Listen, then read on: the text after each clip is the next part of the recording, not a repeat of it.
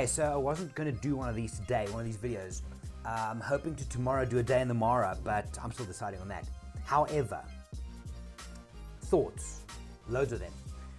Number one, do you know why your photography is not better? Do you know why you are stuck on your processing and why all your stuff always looks the same? Now, photography-wise, if you're a photographer, there's a very good chance that you get very emotional about your work, that you take it personal when someone says, ooh, that's bad, or why don't you try this? It's amazing the amount of people that when you try and help them, they're stuck in their old ways and they never get better. So, working with someone who is open to change, working with someone who is willing to listen to every word regardless of how overwhelming it is phenomenal. Why? Because you see change, you see things change bit by bit as you go. Yes, it's overwhelming, yes, all these things. So I just have to tip my cap or tip my hat to Joni, who I'm with here. We're digging into stuff, and I said to her, there's some things I've done now in the second full day of our trip that I haven't done with any other client ever, because she doesn't fight it. She doesn't fight the process. And I think that, to so many people out there, maybe some of you watching, is the reason you are stuck in your photography, is the reason that you are not growing, the reason you're not learning new skills. You have to go to an uncomfortable place to change. Now, I can do the coaching thing here, or I can do the photography. Let's stick with the photography thing. If you have a certain look or feel to your images, there's a very good chance you're stuck in a rut. A style and a rut, fine line, right? But if you want to get better, someone has to push you out of your comfort zone. You have to stop the resistance inside you that says, no, but I've been doing it this way, I don't need to know that. Bullshit. If you want to be better, open up your mind and be willing to learn new things. Yes, it's scary as fuck, I get it. Yes, it takes you out of your comfort zone, but that's the point. The results will be there. It's so nice to have someone who's willing to learn and who's willing to grow.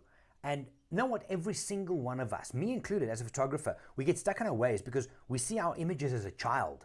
It's like, oh, one of mine, how can you say it's ugly? Nobody wants to get told how ugly their baby is. And as a photographer, you don't want someone to say, nice butt. It sucks, right? But if you want to be better, if you want to create better stuff, this is how it works. So, best advice I can give you from a photography point of view is be open to change, be open to learn. Don't think you know it all. Don't be one of those photographers. God, there's too many of them. Be open to change. Even if you listen to something throughout the whole process, you try it and then think, no, this is not for me. At least you've learned something. At least you've confirmed for yourself that, cool, this is a nice skill, but not for me. But this is how you grow. Another thought. We were working in Nick Filters now a little while ago and going super deep on Color Effects Pro. And the thought came up, and I've said this in many ways before in lectures and presentations and workshops, whatever. But this is an important thing.